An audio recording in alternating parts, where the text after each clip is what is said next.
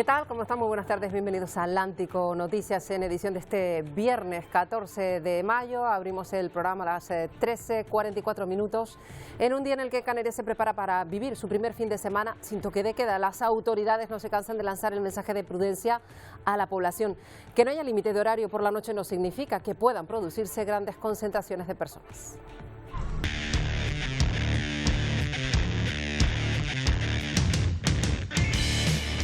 Los municipios organizan dispositivos para evitar situaciones, por ejemplo, como la de Madrid o Barcelona del pasado fin de semana. Los médicos avisan de que los más jóvenes no son inmunes a los contagios y que no se debe echar a perder el enorme esfuerzo realizado por toda la sociedad.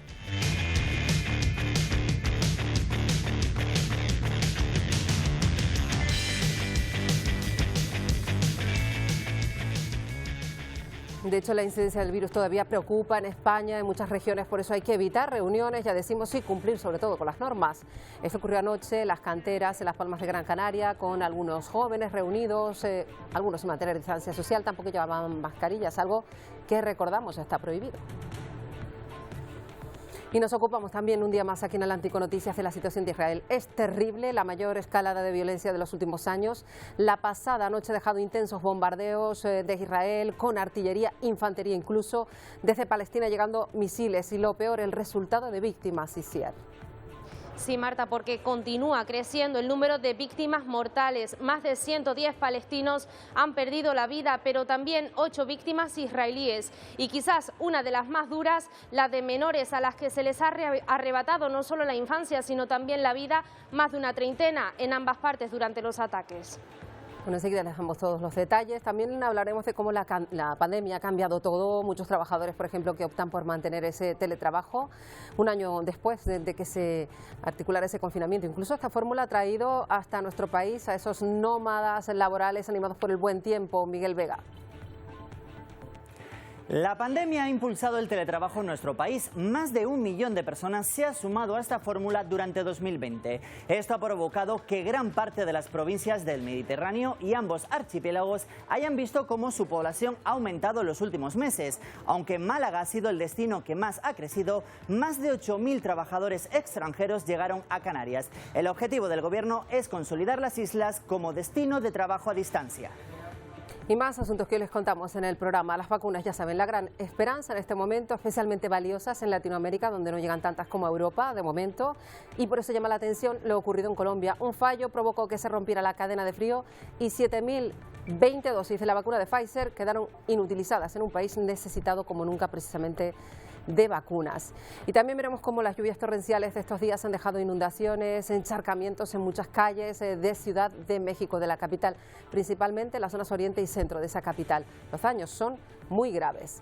Y hay una protesta que ha logrado evitar la deportación de 2 migrantes. Ha ocurrido en Escocia. La policía escocesa tuvo que liberar a 2 hombres, eran de nacionalidad india y habían sido detenidos por el Servicio de Control e Inmigración de Reino Unido. Tras esta protesta multitudinaria, finalmente se logró el objetivo de los manifestantes.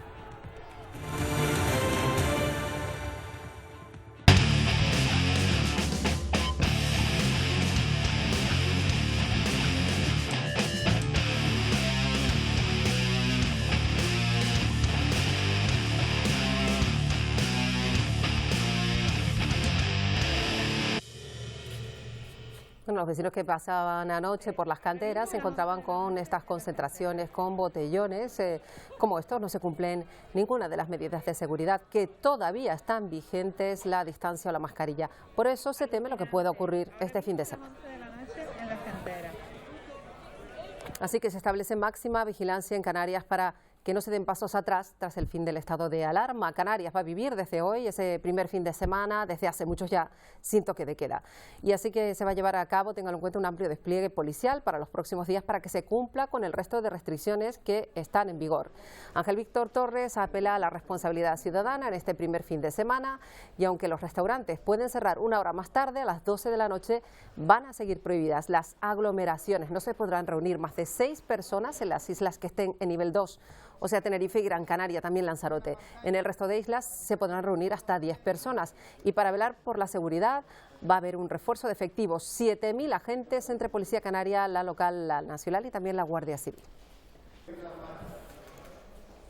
También se establecen dispositivos especiales en las principales ciudades de la península para evitar sobre todo imágenes como las que se vivieron el pasado fin de semana que dieron la vuelta al mundo. Primer viernes sin estado de alarma y en el que comienza un fin de semana sin restricciones de movilidad entre comunidades. Esto hace esperar un éxodo masivo de ciudadanos. A ello se suma que la incidencia sigue bajando hasta los 166 casos por cada 100.000 habitantes. Además, la presión en las unidades de críticos sigue bajando y se sitúa en el 19%. Aragón, Madrid, Euskadi y Melilla siguen en riesgo extremo de transmisión. Superan los 250 casos por 100.000 habitantes en 14 días. En el otro lado, en riesgo bajo están la Comunidad de Valencia con 32 y Ceuta con 26.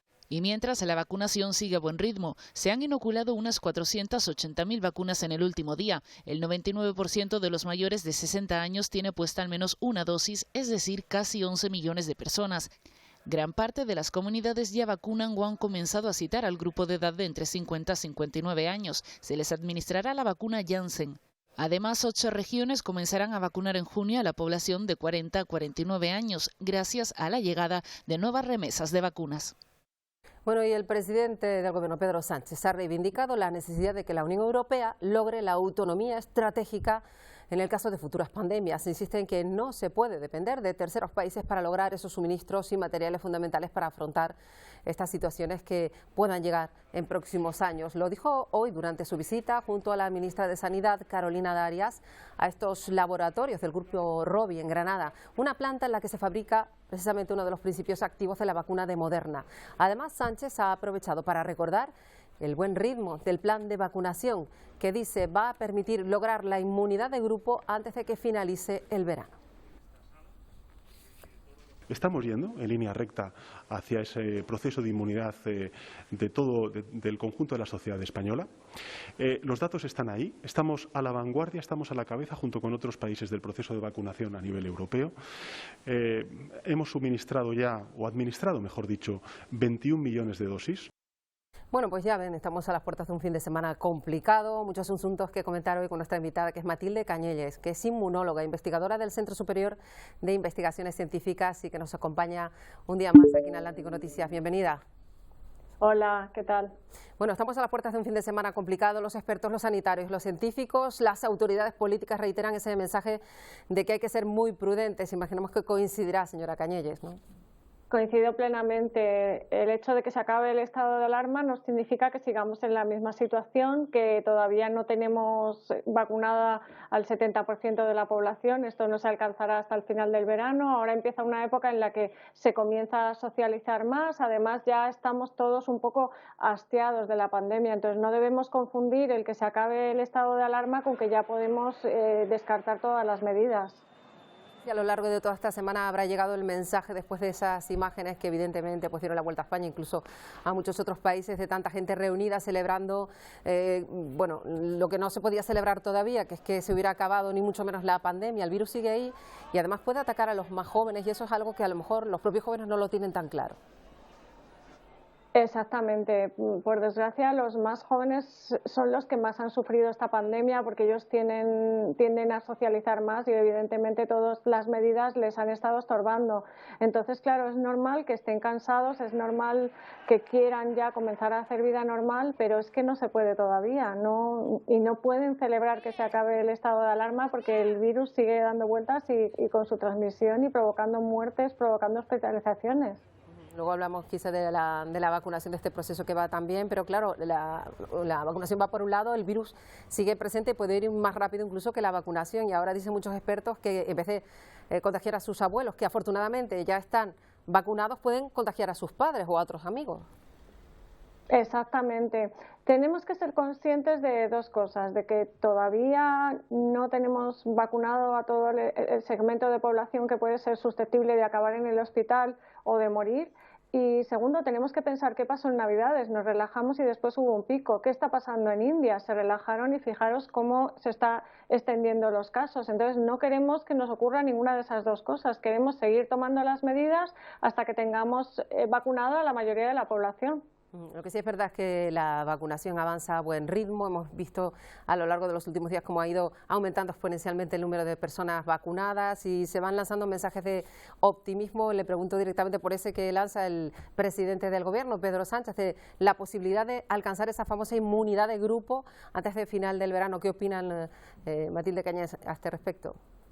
Estoy plenamente de acuerdo. Pues lo podemos alcanzar al ritmo que llevamos ahora. Si realmente vamos recibiendo las cantidades de vacunas que se están esperando, podemos tener vacunado al 70% de la población para el final del verano. Entonces hay que aguantar hasta entonces, sosteniendo las medidas. Bueno, pues se siguen las medidas, mientras tanto se va vacunando, ya se está vacunando a la población relativamente joven, pues hasta los 60 años y ya en nada se comenzará de 40 a 50 y luego están los que se han quedado colgados, por así decirlo, coloquialmente, los que recibieron la primera dosis de AstraZeneca, señora Cañelles, y ahora están pendientes de que le pongan otra, porque lo que parece es que se le va a aplicar otra vacuna, la de Pfizer, quizá, que es lo que parece que el Ministerio está estudiando, ¿no? Sí. Yo lanzo un mensaje de tranquilidad a las personas que han tenido la primera dosis de AstraZeneca, porque hay dos factores, dos colecciones de datos que se han obtenido últimamente que van a favor de que, primero, parece que estudios preliminares muestran que el poner una dosis de otra vacuna lo único que provoca es un poquito más de los efectos secundarios normales cuando se pone la segunda. Normalmente cuando te ponen la segunda dosis de la misma, los efectos secundarios tienden a disminuir. Aquí se mantendrían. Lo cual, pues si tienes un poquito más de efectos secundarios y eso es todo lo que pasa, merece la pena probar. En segundo lugar, también hay que tener en cuenta que se está demostrando que a veces el espaciar un poquito más las dosis, esto lo han demostrado con la vacuna de Pfizer, produce una mejor respuesta inmune. Han visto que pasando de 4 a 12 semanas para poner la segunda dosis, la primera dosis hace un efecto mucho mayor. O sea que no estamos en territorio de peligro, van a recibir una segunda dosis y la van a recibir en un momento en el que va a servir perfectamente. O sea que se decida lo que se decida y ya decimos que por lo que parece será una segunda dosis de Pfizer probablemente. Deben quedarse tranquilos porque será efectivo, como está demostrando ese estudio que se está llevando a cabo, ¿no? Exactamente. No se va a hacer si no se tienen los datos y los datos de momento son muy favorables. Bueno, pues estaremos pendientes de esa decisión que se toma la próxima semana y agradecemos mucho a Matilde Cañelles que haya estado de nuevo con nosotros. Hasta una próxima ocasión. Muy bien, hasta luego. Bueno, pues vamos a seguir hablando del virus y de la posibilidad de quitarnos la mascarilla. Una vez que haya un número de personas vacunadas suficiente, se puede empezar a plantear en Europa lo que ya ocurre desde hoy en Estados Unidos. Los vacunados pueden dejar de llevar mascarilla tanto en exteriores como en interiores. De momento en España, ya decimos, va a haber que esperar. Vacunarse tiene sus beneficios y no solo por poder enfrentar al COVID. En Estados Unidos ya se puede estar sin mascarilla ni distancia en reuniones con no convivientes. Los CDC concluyen que las personas completamente vacunadas tienen un riesgo muy bajo de contraer COVID-19. Por lo tanto, si ha sido completamente vacunado, ya no necesita usar una mascarilla. Creo que es un gran hito, un gran día. Aún así, y a pesar de que recomiendan su uso en hospitales, centros médicos y medios de transporte, nos preguntamos ¿cuándo llegará esta medida a Europa? El Centro de Control Europeo ya anunció esta recomendación, pero por ahora se basa en los datos de países con un alto porcentaje de vacunación como Israel o Reino Unido. Si miramos a nuestro país, vamos en línea recta hacia la inmunidad de grupo. Dice Sanidad. Habrá que ir evaluando la situación en todo momento. La meta primero, alcanzar el 70% de la población española vacunada a mitad de agosto. La propuesta de Galicia. A finales del mes de julio, principios del mes de agosto, podríamos abordar, levantar la obligatoriedad de las mascarillas en lugares al aire libre. Mascarillas que llevamos desde hace más de un año y que, según los expertos, a priori no la necesitaríamos en exterior a finales de agosto y si todos sin distinción nos vacunamos. Bueno, mientras en Estados Unidos, al margen de que se puedan quitar la mascarilla o no, se ha ralentizado un tanto el proceso de vacunación, pero por otro, el turismo de vacunas está en auge. Muchos latinoamericanos están viajando a Estados Unidos para recibir su vacuna al tiempo que pasan unos días de vacaciones. En las playas de Miami se hizo una extensa cola formada por temporadistas, en su mayoría turistas extranjeros que esperaban su turno para vacunarse contra el coronavirus. Viajeros hispanos de distintas naciones aprovecharon la oportunidad para colocarse la dosis y protegerse contra el COVID-19. En México hay pocas vacunas y solo se le están poniendo a los adultos mayores y pues yo como joven, la verdad ni siquiera hay posibilidad de que pase, ¿no? Entonces pues fue más fácil venir aquí. En algunas jurisdicciones estadounidenses no están exigiendo la prueba de residencia en el estado para estimular la vacunación de personas indocumentadas. Esta flexibilización ha permitido que personas de visita en la nación puedan vacunarse. Escuché de la vacuna, entonces me acerqué para ver si consigo la vacuna. Sí. En mi país la situación está un poco crítica, la vacunación avanza, pero en un proceso lento. En esta jornada de vacunación estaban disponibles 175 dosis. La municipalidad de Miami Beach estaba supervisando la actividad. He tenido una persona que ha expresado cierta preocupación por el Johnson & Johnson. Todos los demás parecen querer el Johnson & Johnson porque no van a tener que volver y tener otra oportunidad. Esta flexibilización se suma a la anunciada por el alcalde de Nueva York, quien anunció que permitirá la vacuna a los turistas. Entre tanto, es inminente la aprobación en Estados Unidos de la vacuna para preadolescentes y adolescentes entre 12 y 15 años de edad. Bueno, y en Grecia los museos han abierto sus puertas, estaban cerrados desde noviembre, lo hacen el mismo día que el Ejecutivo inaugura de forma oficial la temporada turística en ese país. El gobierno reabre también playas, bares y restaurantes para impulsar el principal motor económico del país. Los turistas que quieran viajar van a tener que estar vacunados o presentar una prueba negativa. Grecia espera que el pasaporte verde en la Unión Europea esté listo lo antes posible. Bueno, y miramos a Venezuela, donde preocupa la lenta vacunación de los mayores, del grupo de los más vulnerables a la pandemia.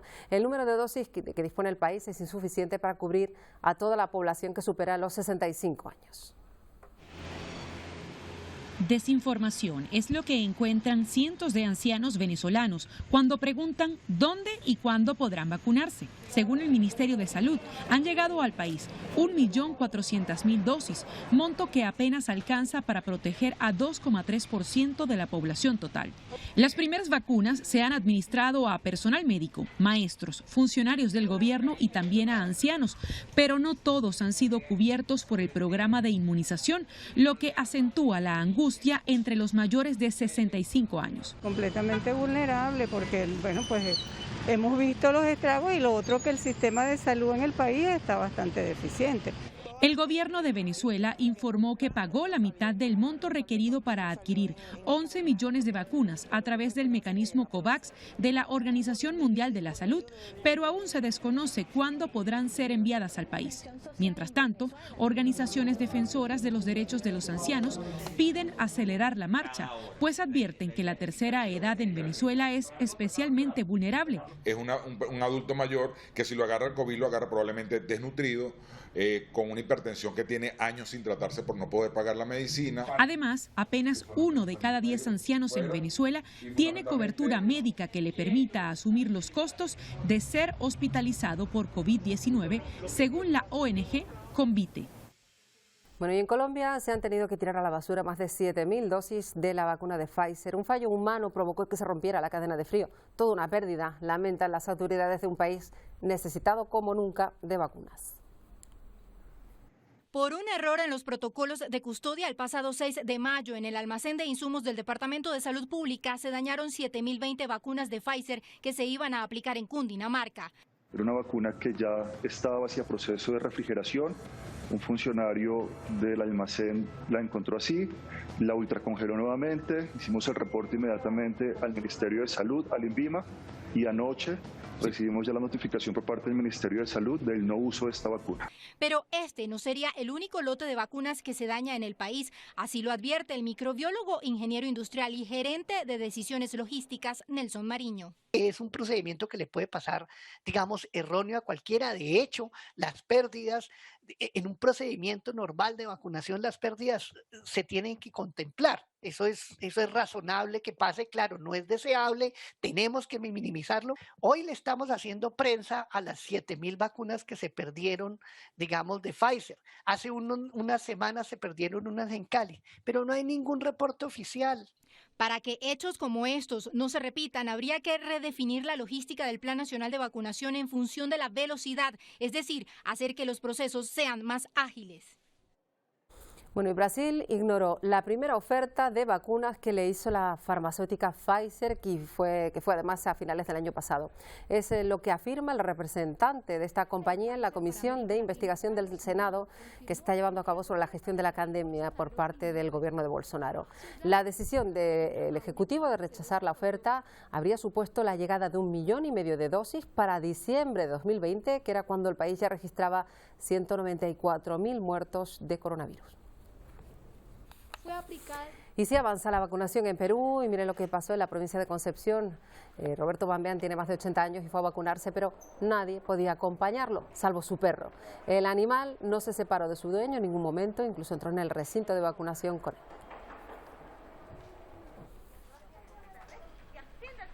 China ha reportado sus 2 primeros contagios de transmisión local después de muchas semanas solo notificando infecciones importadas. Y mientras el gigante asiático consigue controlar, ya ve la pandemia, países como Japón aumentan sus restricciones porque aumentan los casos las últimas semanas. Japón anunció este viernes que ampliará el estado de emergencia sanitaria a 3 prefecturas más ante la continua propagación de la COVID-19. Hokkaido, Okayama y Hiroshima serán incluidas en la alerta sanitaria desde el domingo y hasta el 31 de mayo, cuando está previsto que finalice el estado de emergencia vigente en otras 6 zonas del país. Los casos de COVID han aumentado en todo el archipiélago en las últimas semanas y el número de pacientes graves con la necesidad de asistencia respiratoria se sitúa en máximos.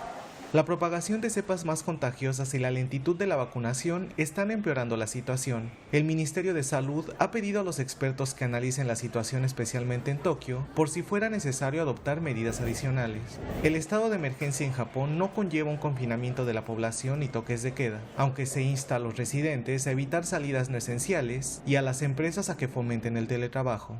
Desde el inicio de la pandemia, Japón suma 656.629 contagios y 11.165 muertes por COVID-19. Por su parte, Filipinas comienza a relajar las medidas implantadas para frenar su ola de contagios. Desde el próximo sábado, desde mañana mismo, se puede acudir a actos religiosos, se abre la restauración, pero se mantiene la prohibición de viajes no esenciales. Y se vigila de cerca la evolución de la variante india. Por eso siguen cerradas las fronteras con alta incidencia de esta mutación. El presidente Duterte anunció que el proceso de desescalada se revisa ya dentro de 2 semanas y se analizará la evolución de la pandemia en ese país. Mientras en Hong Kong, preocupación porque el cambio de actitud de sus ciudadanos con respecto al coronavirus empieza a notarse. Al comienzo de la pandemia, la mayoría usaba mascarilla, lavado de manos, gel exhaustivamente, pero ahora crecen las reticencias para vacunarse. Solo un 11% de la población tiene la pauta completa. El periodista turco Sami Berhun, de un equipo de televisión turco, logró escapar de un ataque aéreo israelí en la Franja de Gaza por tan solo unos metros. El momento quedó capturado en un vídeo. Afortunadamente, este equipo de televisión, tanto cámara como el redactor, están ilesos.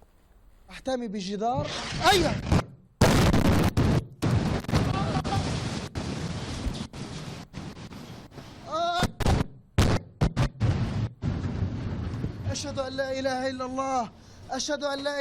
الله أشهد أن لا يا الله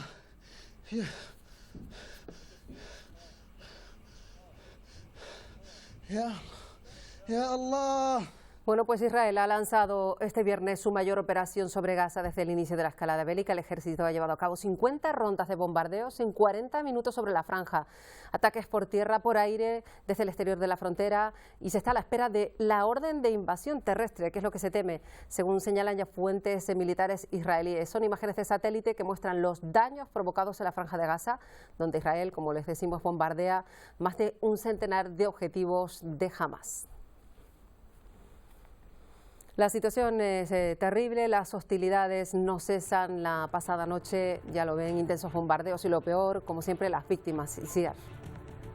Sí, Marta, y ese número de víctimas mortales que no deja de aumentar. Por el lado palestino, más de 110, y por el lado israelí, al menos 8 personas han perdido la vida. También un dato importante, el número de menores a los que se les ha arrebatado no solo la infancia, sino también la vida. Más de una treintena durante los ataques, pero en ambas partes. Por el lado de Israel, durante la madrugada de este viernes, se ha bombardeado con artillería y aviación, y el gobierno de Netanyahu ya prepara una ofensiva terrestre que puede ser de forma inminente. Organizaciones palestinas también han bombardeado Israel, pero de una forma más fallida, al menos en un 90%, y esto es por la presencia de un sistema antimisil israelí conocido como la Cúpula de Hierro. Este domingo, muy pendientes, reunión abierta de las Naciones Unidas. Su Consejo de Seguridad intentará valorar la situación en Oriente Medio.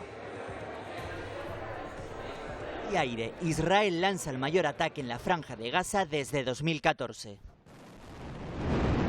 Ataques que dejan hasta el momento 119 fallecidos, entre ellos 30 menores. Según organismos internacionales, más de 600 civiles han resultado heridos.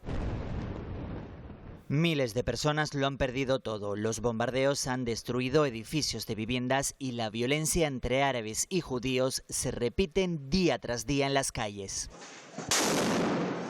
Desde que se reactivara el conflicto se han lanzado más de 1.800 proyectiles entre el gobierno de Israel y las fuerzas de Hamas y la yihad islámica. Y la situación podría empeorar en las próximas horas. 9.000 soldados liderados por Netanyahu rodean la zona para comenzar una ofensiva terrestre. El objetivo del ejército israelí es atacar la red de túneles donde presuntamente se refugian las milicias palestinas. Pero Hamas advierte, si las tropas entran en Gaza, la respuesta militar será más violenta. La ONU ha convocado una reunión de urgencia este mismo fin de semana con la comunidad internacional para incentivar un proceso de paz y evitar el comienzo de una guerra a gran escala. Pues para entender cómo se ha llegado hasta esta situación de escalada de violencia en el conflicto árabe-israelí, habría que remontarse más de 7 décadas atrás, cuando Israel consiguió su independencia y comenzaba la Primera Gran Guerra. Desde entonces, innumerables han sido los conflictos, al igual que innumerables han sido las víctimas. Tras la Primera Guerra Mundial y la caída del Imperio Otomano, los países europeos se reparten parte de Oriente Próximo. Palestina queda bajo la administración de Reino Unido y comienzan a asentarse judíos por la expansión del movimiento sionista. En 1947 la ONU recomienda dividir el territorio en 2 estados. Comienza la Primera Guerra un año después. Los conflictos bélicos se suceden y en 1967 comienza la ocupación. Miles de palestinos son desplazados. Es el caldo de cultivo, ¿no?, de las tensiones actuales, y la ofensiva israelí sobre Gaza no puede entenderse, ¿no?, sin ese contexto de ocupación que se perpetúa ya desde hace más de 60 años. En la historia reciente hay un momento fundamental, la primera intifada, en la que los palestinos se levantan, lo que obliga a iniciar un proceso de paz 3 años después. Pero las tensiones aumentan a medida que no llega el prometido Estado palestino. No es una guerra, ¿no? No es un enfrentamiento entre iguales, es un choque completamente asimétrico, ¿no? Inevitablemente va a provocar las víctimas de muchos civiles, tal y como ocurriera, ¿no?, en las anteriores operaciones del año 2008, 2012 y 2014, donde hubo miles de víctimas civiles, ¿no? Los asentamientos fragmentan el territorio y el tiempo, dice, se agota. Cada vez es más complicado que físicamente puedan incluso existir 2 estados. Pues el eterno conflicto no resuelto entre Israel y Palestina, que estalla periódicamente, empezó todo en Jerusalén y ahora sigue la Franja de Gaza. Y marca esto la agenda internacional. Vamos a hablarlo con Pepe Naranjo. Pepe, buenas tardes. Hola, buenas tardes. Porque además tiene sus repercusiones no solo en el resto del mundo, también en particular en África, que observan muchos países lo que allí ocurre, ¿verdad? Sí, efectivamente, ¿no? Hay que recordar que en África viven nada menos que 1 de cada 4 musulmanes del mundo, ¿no? Es una proporción realmente importante y hay una enorme sensibilidad con el pueblo palestino, ¿no? Se han producido reacciones en cascada. La Unión Africana ha condenado los bombardeos de Israel y ha recordado la legítima demanda, según la Unión Africana, del pueblo palestino para un Estado independiente y soberano con capital en Jerusalén Este. Pero también los gobiernos africanos, desde Argelia, Marruecos, Egipto, Sudán, Todos han condenado lo que llaman asesinatos desproporcionados de Israel. Y la sociedad civil, en muchos países ha habido manifestaciones a favor del pueblo palestino, en Marruecos, en Kenia, etcétera, en las que condenan de manera unánime y contundente la violencia que se está ejerciendo contra el pueblo palestino. Has hablado de Marruecos, que es un país que cambió, así decirlo, pues su relación con Israel. Después de tantas hostilidades hubo un cambio con el mandato de Donald Trump en la Casa Blanca. Y ahora, ¿qué se dice desde allí? Porque imaginamos que también tendrán cuidado, igual que los norteamericanos, a la hora de pronunciarse, ¿no? Efectivamente, ¿no? Hay una reciente, digamos, oleada de países que han reconocido al Estado de Israel, que han restablecido relaciones a instancias de Estados Unidos con el Estado de Israel, Marruecos, pero también Sudán, por ejemplo, en el caso africano. Pero lo cierto es que en esta ocasión los bombardeos y la muerte de decenas de civiles palestinos han provocado una reacción de condena, siempre con el lenguaje diplomático por medio, ¿no? Pero de condena al pueblo de Israel. En lugares tan alejados incluso como en Sudáfrica, ¿no? Que podría parecer un país que podría estar en esa neutralidad, pero también se ha producido una condena del gobierno sudafricano, recordando además las palabras que dijo en su día Nelson Mandela, en el que decía que nuestra libertad será incompleta si no consigue la libertad también el pueblo palestino. Una situación más que complicada, ya decimos que es un conflicto que resurge, en esta ocasión ya tiene tintes de escalada bélica grave, a la espera de incluso una invasión terrestre por parte de Israel, y parece que en este escenario mundial ni la Unión Europea ni la Unión Africana, menos desde luego, solo Estados Unidos puede ser pues un actor que desequilibre o que por lo menos pueda hacer algo al respecto, si no, parece que esto puede desembocar en una guerra, ¿no? Esperemos que no sea una guerra abierta. Los acontecimientos nos están indicando lo contrario, que se está preparando incluso una ofensiva terrestre en la franja de Gaza, lo cual sería gravísimo, ¿no?, que ocurriera algo así. Los países desde África, los países africanos lo que están haciendo es lanzando estas condenas, advirtiendo de lo complicado que sería entrar en una dinámica de guerra abierta en suelo palestino, y haciendo constantes llamadas a la paz y al restablecimiento de la situación anterior a lo que se está viviendo ahora. Pero efectivamente Estados Unidos y la Unión Europea son, digamos, dentro de la comunidad internacional quienes están llamados a ejercer mayor presión, en este caso sobre Israel, para que al menos se detengan los bombardeos. Bueno, pues estaremos pendientes de todo lo que ocurra y agradecemos a Pepe Naranjo que nos haya ayudado a saber las primeras reacciones desde África ante este inminente, parece, conflicto bélico abierto, que ya de por sí muy grave lo que está ocurriendo. Gracias, Pepe Naranjo, hasta la semana que viene. Hasta el viernes, un abrazo. Bueno, si hay algo que está claro es que esta situación de pandemia ha cambiado nuestro día a día. Algunas empresas mantienen un año después el teletrabajo, por ejemplo, como fórmula para ahorrar gastos. Incluso hay comunidades autónomas que animan a los trabajadores a venir a España a disfrutar del buen tiempo, a trabajar. Miguel Vega. El teletrabajo se consolida poco a poco en España, impulsado por la pandemia. En 2020 pasamos de los 2,5 millones a los más de 3. Esto supone una subida tan solo en 2020 de más de un 74%, es decir, que comenzaron a teletrabajar más de 1 millón de personas.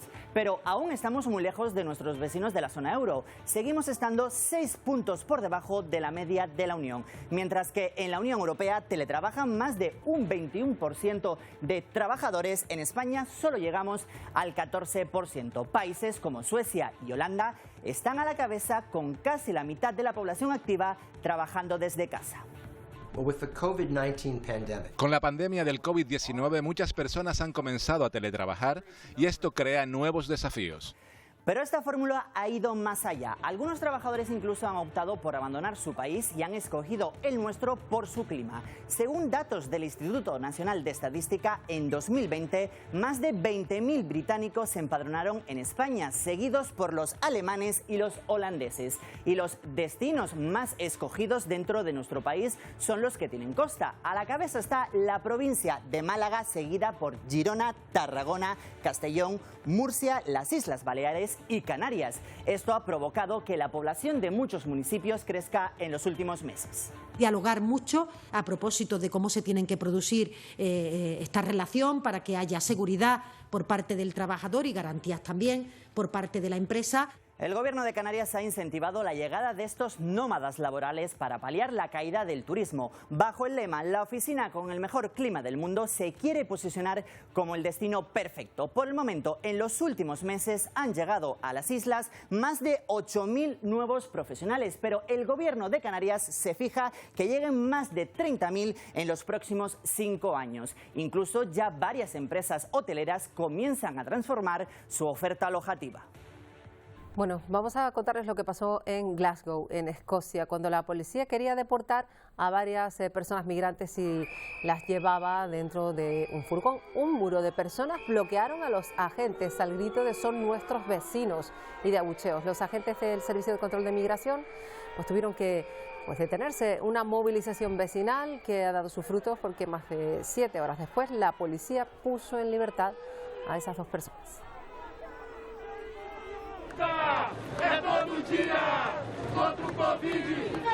En 12 de las ciudades más importantes de Brasil, muchísimas personas han salido a la calle para protestar contra el racismo y la violencia policial hacia la comunidad negra. Acusan al presidente Jair Bolsonaro de ser cómplice en esa violencia policial. Estas personas reclamaron justicia por el asesinato de 28 personas en Río de Janeiro hace una semana, dirigido a una presunta banda de narcotraficantes. También, según los miembros de las plataformas, la situación en la que viven muchos brasileños vulnera los derechos humanos. Y en Colombia siguen inmersos en una crisis social y política. La canciller del país, Claudia Blum, ha presentado su dimisión en mitad de la tercera semana de protestas en el país y tras la celebración de un nuevo paro nacional. Los defensores del pueblo, de derechos humanos, elevan a 40 los fallecidos en los enfrentamientos entre la policía y los manifestantes. Uno de ellos, un estudiante, Lucas Villa. Vecinos y compañeros le han rendido un homenaje por las calles de Pereira, su ciudad natal. Y esto es Grecia. Miles de personas marcharon frente al Parlamento contra una reforma laboral que prepara el gobierno. Según los manifestantes, el proyecto de ley restringe los derechos y las libertades de los trabajadores. Entre otras medidas, el gobierno griego quiere liberalizar las horas laborales, abordar las extraordinarias y no remuneradas y también la economía sumergida. La intención del Ejecutivo es proteger más a los trabajadores, algo con lo que estos manifestantes no están de acuerdo.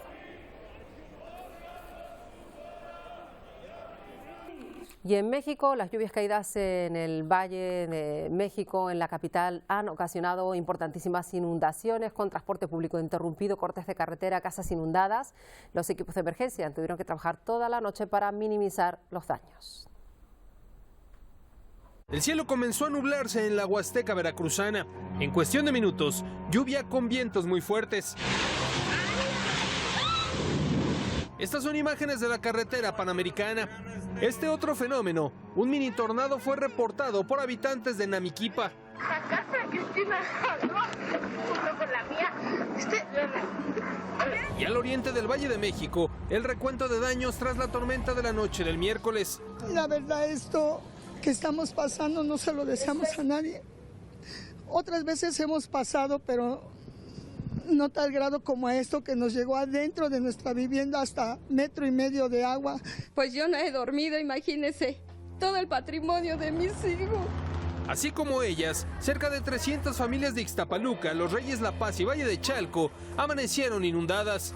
Esta es la avenida Colibrí, uno de los puntos que resultó con mayor afectación luego de las fuertes lluvias. En este lugar el agua rebasó el 1,5 metros de altura.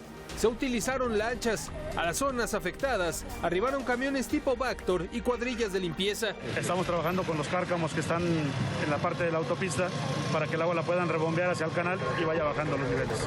El tránsito en la autopista México-Puebla también se vio muy afectado. Y en Guatemala se reactiva el volcán Pacaya, uno de los más activos de América Central, que está a 28 kilómetros al sur del país. El volcán se ha convertido en toda una atracción turística para los que van a la zona. Las autoridades han emitido avisos para que las personas no se acerquen demasiado a este volcán, cosa que tampoco están cumpliendo. Es peligroso. También es una amenaza para los residentes por sus casas y sus medios de vida.